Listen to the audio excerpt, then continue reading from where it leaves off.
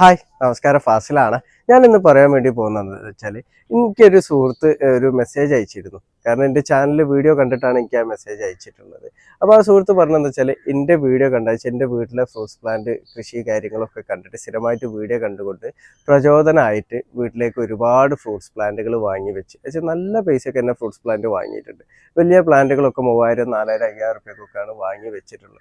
അപ്പോൾ ടെറസിലും അതേപോലെ വീട്ടുമുറ്റത്തൊക്കെ ആയിട്ട് ഫുള്ള് ഫ്രൂട്ട്സ് പ്ലാന്റ് വെച്ചിട്ടുണ്ട്. ഇനി അതിന് വളമായിട്ട് കൊടുക്കാൻ വേണ്ടിയിട്ട് ഞാൻ സാഫ് വാങ്ങി വെച്ചിട്ടുണ്ട്.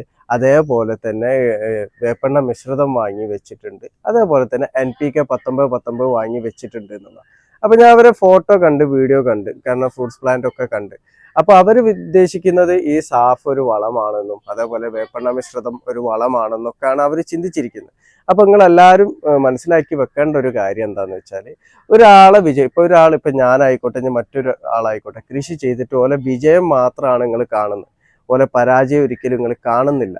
അപ്പോൾ ഈ വിജയത്തിലേക്ക് എത്തണം എന്നുണ്ടെങ്കിൽ ഒരുപാട് അടികൾ ബാക്കിൽ നിന്ന് കിട്ടിയതിന്റെ ശേഷമാണ് ഈ വിജയത്തിലേക്ക് എത്തുന്നത്. അത് ഏത് കൃഷിക്കാരനാണെങ്കിലും അങ്ങനെയാണ് എത്തുന്നത്.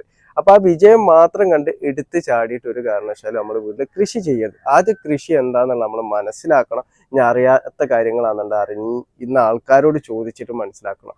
വളങ്ങൾ എന്താന്നുള്ളത് മനസ്സിലാക്കണം. വളങ്ങൾ എങ്ങനെയാണ് കൊടുക്കേണ്ടതെന്നും ഏതൊക്കെ ചെടിക്ക്, ഇപ്പൊ എല്ലാ ചെടിക്കും ഒരു വളം ഒരേ രൂപത്തിലല്ല കൊടുക്കേണ്ടത്. ആ ചെടിക്ക് എന്താണോ ആവശ്യമുള്ളത് അതിനനുസരിച്ചിട്ടാണ് നമ്മൾ കൊടുക്കേണ്ടത്. അപ്പൊ അതേപോലെ കീടനാശിനി എന്താണെന്നും ഫംഗിസൈഡ് എന്താണെന്നുള്ളത് മനസ്സിലാക്കിയിട്ട് നമ്മൾ കൃഷിയിലേക്ക് ഇറങ്ങിക്കഴിഞ്ഞാൽ നമുക്ക് കൂടുതലായിട്ട് കൈമെന്ന് പൈസ ചെലവാകൂല.